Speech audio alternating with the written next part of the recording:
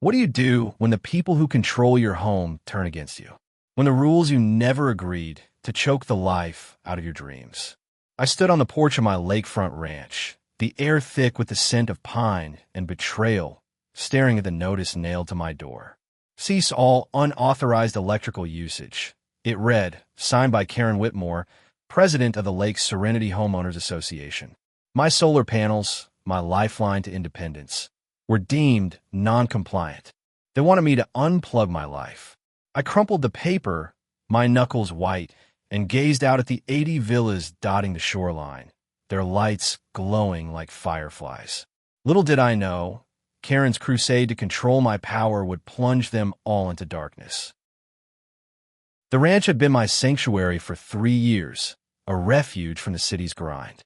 I'd bought the land cheap, a forgotten parcel on Lake Serenity's edge, and built a modest cabin with my own hands. Solar panels, a small wind turbine, and a battery bank kept me off the grid. I grew my own food, fished the lake, and lived quietly. The HOA, with its manicured lawns and cookie-cutter villas, had always eyed my rugged setup with disdain. Karen, in particular, seemed to take my independence as a personal insult. Her emails, laced with passive-aggressive jabs, had escalated to this, a direct order to disconnect my power. I tossed the notice into the fire pit and watched it curl into ash. The lake shimmered under the late afternoon sun, its surface calm but deceptive. I wasn't just fighting for my solar panels. I was fighting for my way of life. Karen and her HOA board thought they could bully me into submission, but they didn't know me. I'd spent years as an electrical engineer rewiring systems in war zones. If they wanted to fight, I'd give them one. But I didn't expect how far they'd go or how their own arrogance would undo them. That evening, I drove my battered pickup to the community center where the HOA was holding its monthly meeting. The room buzzed with the usual crowd, retirees in polo shirts, young families clutching coffee cups, and Karen at the podium, her blonde bob gleaming under fluorescent lights. She was mid-sentence, preaching about uniform aesthetics when I walked in. Heads turned, whispers rippled. I held up a copy of her notice, my voice steady but sharp. Why are you targeting my solar panels, Karen? They're not hurting anyone. Her smile tightened, a predator sizing up prey. Mr. Callahan, your setup violates our bylaws. It's an eyesore, and it undermines our grid stability. An eyesore? I scoffed. My panels power my home. Your grid stability isn't my problem. I'm off it. The room stirred. A few residents nodded, others frowned. Karen's eyes narrowed. You're setting a precedent. If everyone starts rigging their own systems, we'll have chaos. Chaos. I stepped closer, my boots heavy on the polished floor. You're the one threatening my home. You don't get to dictate how I live. She leaned forward, her voice icy. You'll comply, or we'll cut your access to the community transformer. No power, no water pump, no ranch. The threat hung in the air like smoke. I felt the room's eyes on me, some curious, some hostile. I could have backed down, but I'd seen her kind before, petty tyrants who thrived on control. I leaned in, my voice low. Try it, Karen. See what happens. I walked out, my heart pounding. The drive back was a blur, the lake's dark water reflecting my anger. I didn't know then that Karen was already planning her next move, or that her obsession with control would spark a crisis she couldn't contain. By the time I reached my cabin, the stars were out, and my resolve was ironclad. I'd fight her, not just for me, but for everyone else suffocating under her rules. The next morning, I woke to the hum of my solar system, still running despite Karen's threats. I checked my battery bank, tinkered with the wiring, and felt a flicker of pride. This was my work, my freedom. But as I sipped coffee on the porch, a utility truck rumbled down the dirt road. 2 men in orange vests stepped out, one holding a clipboard, the other a pair of bowl cutters. My stomach sank. Mr. Callahan, the clipboard guy called. HOA's orders. We're disconnecting your line from the community transformer. You can't do that, I said, stepping forward. I don't use their grid. My system's independent. He shrugged, avoiding my eyes. Orders are orders. Step aside. I planted myself in front of the transformer box, a rusted relic at the edge of my property. You touch that, you're trespassing. Call your boss. The second guy hesitated, bolt cutters dangling. Look, man, we don't want trouble. But Whitmore's got the board behind her. Then tell Whitmore she's starting a war she won't win. They left, but I knew it wasn't over. Karen wasn't just coming for my power, she was coming for my life. And I wasn't about to let her win. I spent the next day fortifying my setup. I double-checked my solar array, tightened connections, and rerouted my battery bank to bypass any external lines. If Karen wanted to play dirty, I'd be ready. But as I worked, a nagging doubt crept in. What if she wasn't just bluffing? The HOA controlled the community's infrastructure, water pumps, road maintenance, and, crucially, the main transformer that fed the villas. My ranch was technically outside their grid, but the transformer sat on the edge of my land, a gray monolith that tied us all together. If they cut me off, could they accidentally sabotage the others? By noon, I had my answer. A neighbor, Tom, a grizzled retiree who lived 2 villas down, knocked on my door. His face was flushed, his hands stuffed in his pockets. "You hear what Karen's saying?" he asked, glancing nervously at the lake. "She's telling everyone you're endangering the grid. Says your panels could cause a surge." "That's nonsense," I said, wiping grease from my hands. "My system's isolated. She's just scared of anyone living free." Tom nodded, but his eyes darted away. "She's got the board spooked. They're voting tomorrow to enforce a total ban on off-grid setups. If you don't comply, they'll fine you into oblivion." I clenched my jaw. Fines were one thing. Karen could bleed me dry, but she couldn't force me to dismantle my life. "Let them try," I said. Tom shook his head and left, his silhouette fading into the pines. I felt a pang of isolation. The villas, once friendly, now seemed like a hive buzzing with Karen's propaganda. That night, I couldn't sleep. The lake's gentle lapping usually soothed me, but now it felt like a countdown. I sat at my desk, sketching out plans to reroute my water pump if the HOA cut my access. Around midnight, my phone buzzed, an email from an anonymous address. "Check the transformer records," it read. "Karen's hiding something." My pulse quickened. A whistleblower? I didn't know who, but I wasn't about to ignore it. The next morning, I drove to the county office, a squat building 20 miles away. The clerk, a bored woman with a messy bun, handed me a stack of public records after I mentioned the Lake Serenity transformer. I spent hours poring over them, my engineer's brain picking apart the details. Then I saw it. The transformer was outdated, barely maintained, and prone to overloads. Karen had ignored repair requests for years, funneling HOA funds into landscaping instead. If they tampered with it to cut me off, the whole grid could collapse. I photocopied the records and headed back, my mind racing. This was my leverage. Karen wasn't just targeting me. She was risking everyone's power. I called a friend, Mia, a lawyer who'd fought HOAs before. Her voice crackled over the line, sharp and confident. "If those records are legit, you've got her. But you need to play this smart. Confront her publicly, with proof." I agreed, but doubt gnawed at me. Karen wasn't just a bureaucrat. She was a master manipulator. I needed allies. I spent the afternoon knocking on doors, showing neighbors the records. Most slammed their doors, loyal to Karen or too scared to care. But a few listened. Tom, a young couple named Lila and Raj, and an elderly widow, Mrs. Carter.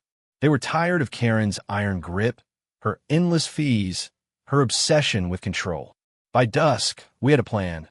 Crash the next HOA meeting and expose her. The meeting was chaos waiting to happen. The community center was packed, the air thick with tension. Karen stood at the podium, her smile a mask of calm. I clutched the records, my heart hammering. Lila and Raj sat beside me, their faces grim but determined. Mrs. Carter, frail but fierce, gripped her cane like a weapon. Tom was there too, his eyes darting nervously.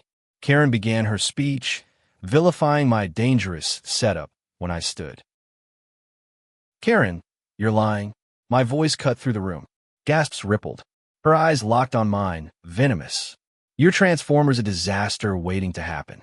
These records prove you've neglected it for years. You cut my line. You risk everyone's power. The crowd erupted. Karen banged her gavel, shouting for order, but the room was alive with outrage. Neighbors demanded answers. Lila stood, holding up a photo of the rusted transformer. Raj called for a vote to oust Karen. Then, the twist, Mrs. Carter rose, her voice trembling but clear. I sent you that email, Ethan. My husband maintained that transformer for decades. Karen's been skimming funds to build her vacation home. The room fell silent. Karen's face drained of color. I hadn't expected this. Mrs. Carter, the quiet widow, had just lit the fuse. Mrs. Carter's words hung in the air, a grenade with the pin pulled. Karen's composure cracked, her hands fumbling with the gavel. That's slander, she snapped, but her voice wavered. The crowd wasn't buying it. Neighbors whispered, eyes darting between us. I seized the moment, holding up the records. These are public documents, I said. Years of neglected maintenance. Karen's been pocketing HOA funds while our grid hangs by a thread. She's not protecting you. She's protecting her own interests. Karen's face twisted, a mix of rage and panic. This is a setup, she shouted. Callahan's trying to distract you from his illegal setup. But the tide was turning. Raj stood, his voice steady. We deserve transparency. Let's see the financials. Murmurs of agreement swelled. Karen's allies on the board shifted uncomfortably, their loyalty fraying. She slammed the gavel again. Meeting adjourned. She barked, but no one moved. Lila jumped up, her phone streaming the confrontation live on the community's private forum. Let's vote now, she said. Who wants Karen gone? Hands shot up, more than I'd expected. Karen's eyes widened, realizing she was losing control. She stormed out, her heels clicking furiously, but not before hissing at me. You'll regret this. I should have felt triumphant, but her threat chilled me. Karen wasn't the type to go quietly. That night, I barely slept, haunted by the image of her pale, furious face. At dawn, I checked my solar system, still running, untouched. But as I stepped outside, I saw the utility truck again, parked by the transformer.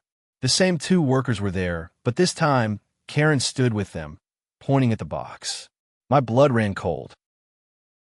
I sprinted over, my boots crunching gravel. What the hell are you doing? I demanded. Karen turned, her smile venomous. Enforcing the rules, Ethan. Your line's being cut. You can't, I said, stepping between her and the transformer. This box powers the whole community. You mess with it, you risk everything. She laughed, sharp and brittle.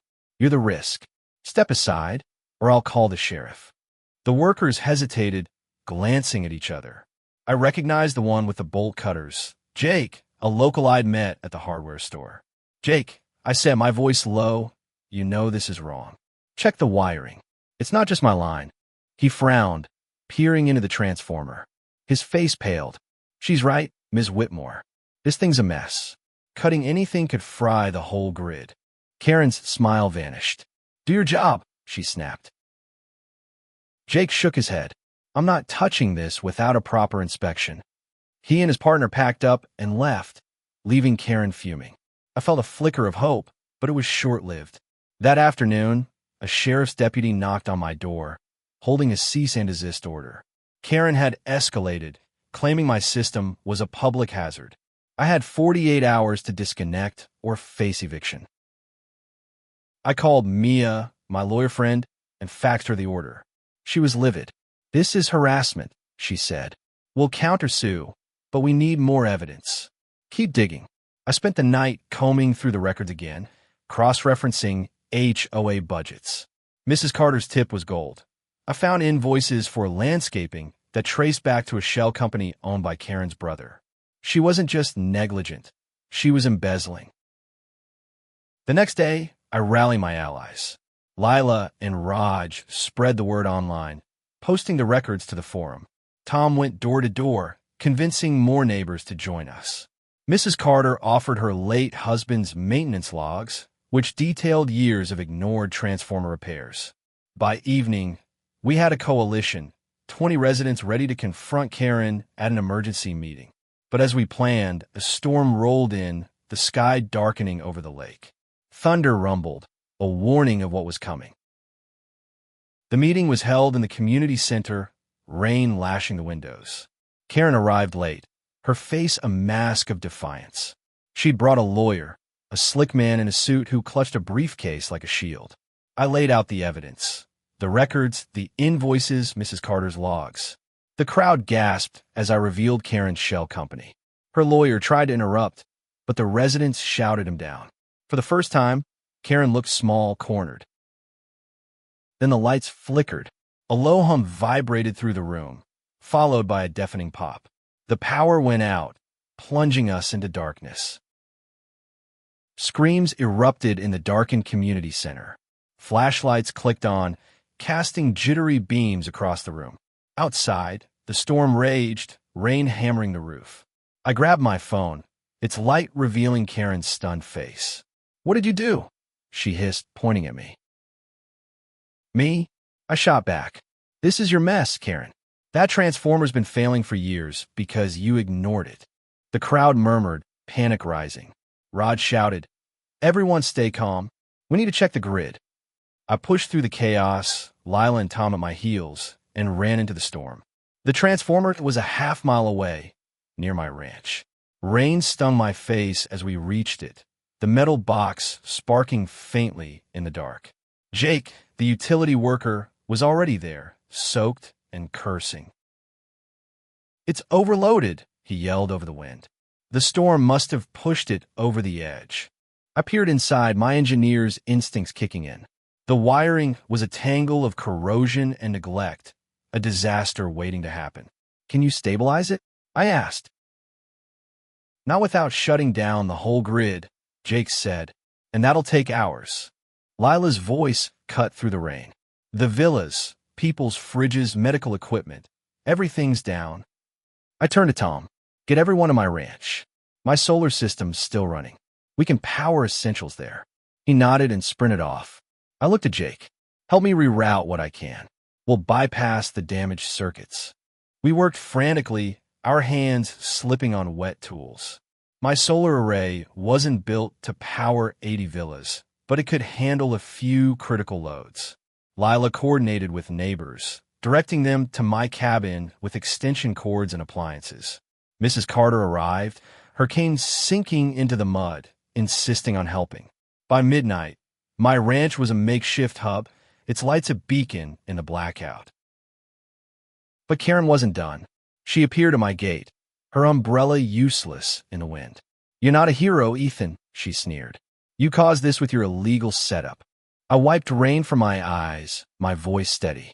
"You neglected that transformer for years. You stole from these people. This is on you." She stepped closer, her face twisted. "I'll sue you into the ground.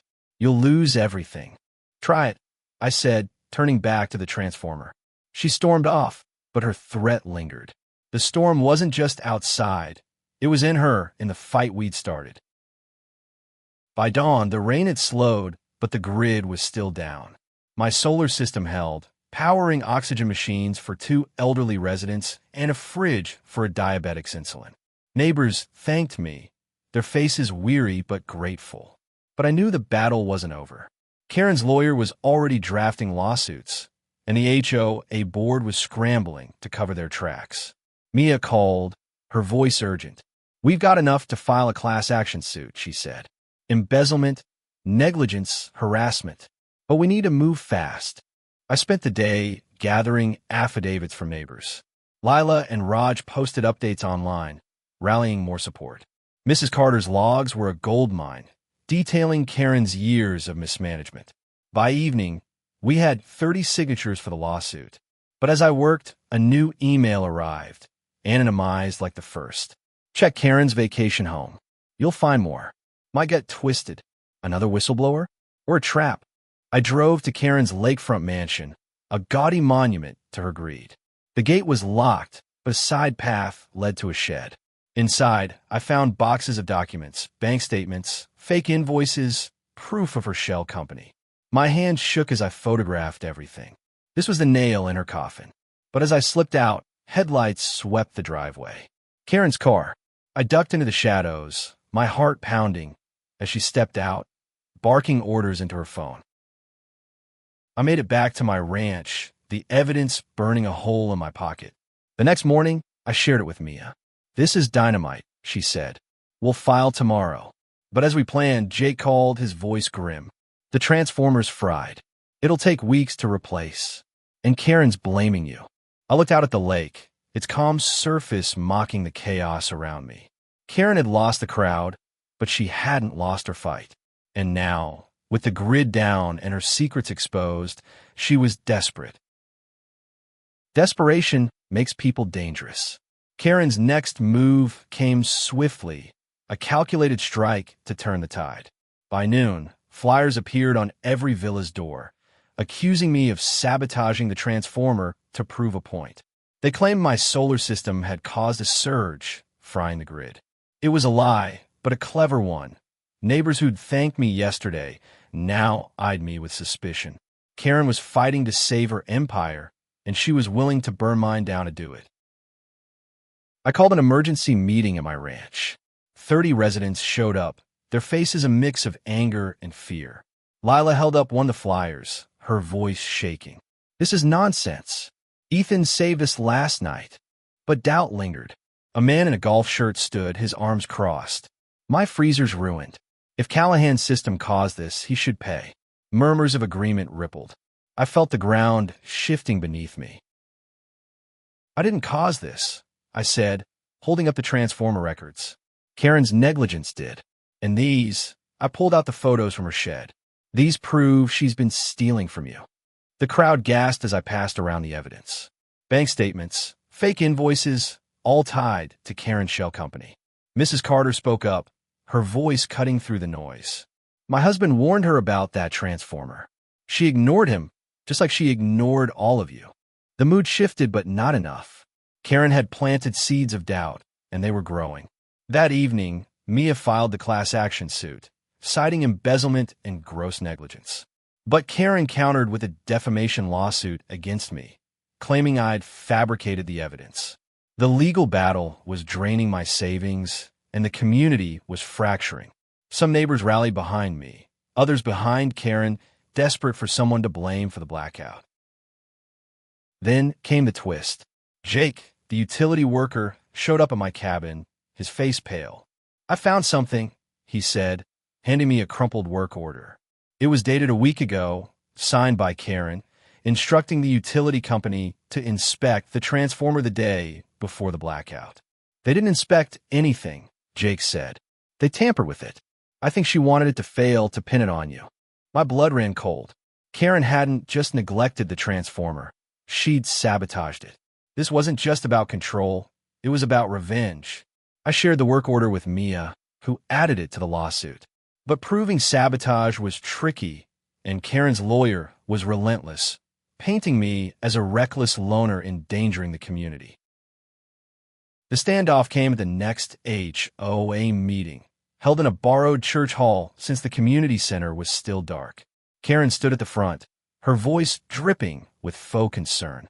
"We're working to restore power," she said, "but Mr. Callahan's actions have delayed us."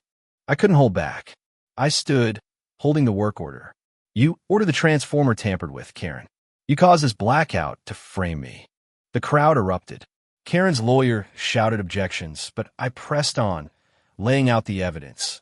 The work order, the shed documents, the years of neglected maintenance.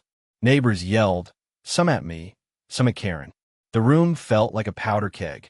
Then, in a moment of surreal clarity, Mrs. Carter stood, her frail frame trembling. "I've lived here 40 years, she said. Karen's turned this lake into her personal kingdom. Enough."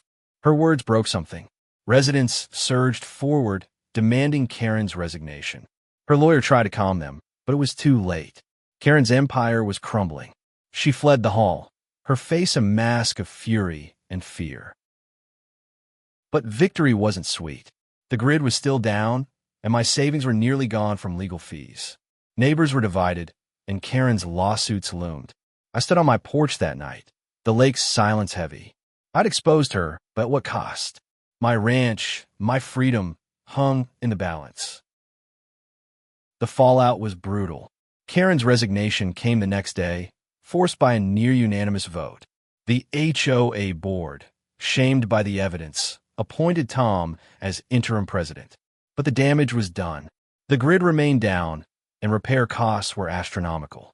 Neighbors who'd once shared coffee now avoided eye contact, split between those who blamed me and those who blamed Karen. My ranch, once a sanctuary, felt like a battleground.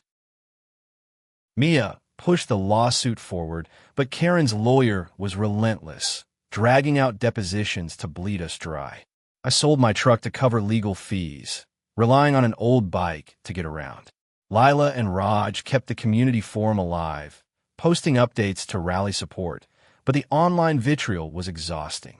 Anonymous accounts, likely Karen's allies, call me a troublemaker, a saboteur. I started doubting myself. Had I pushed too hard? Then Jake came through again. He tracked down the utility worker who'd tampered with a transformer, a young guy named Mike who'd been pressured by Karen's brother. Mike was scared but willing to testify. His statement was a bombshell. Karen had paid him to loosen a critical connection, hoping it would fail and frame me. Mia added his testimony to the lawsuit, and the tide began to turn. But Karen wasn't done fighting. She filed for bankruptcy, claiming she couldn't pay the fines or restitution.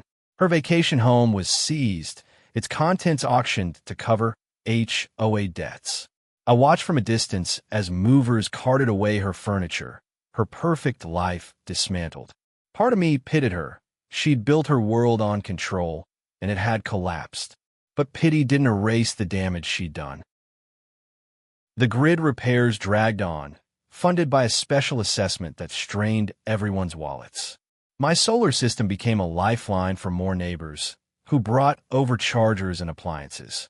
I didn't ask for thanks, but their gratitude, quiet nods, a shared beer, kept me going. Mrs. Carter brought me a pie, her hands shaking as she handed it over. "You reminded us what community means," she said. Her words hit hard, a flicker of hope in the chaos. By spring, the lawsuit settled. Karen was ordered to pay restitution, though most of her assets were gone. The HOA rewrote its bylaws, banning off-grid bans and mandating transparency. Tom, as president, pushed for a community solar project inspired by my setup. I helped design it, my engineer's heart finding purpose again. But the scars remained. Some neighbors never forgave me, convinced I'd sparked the crisis.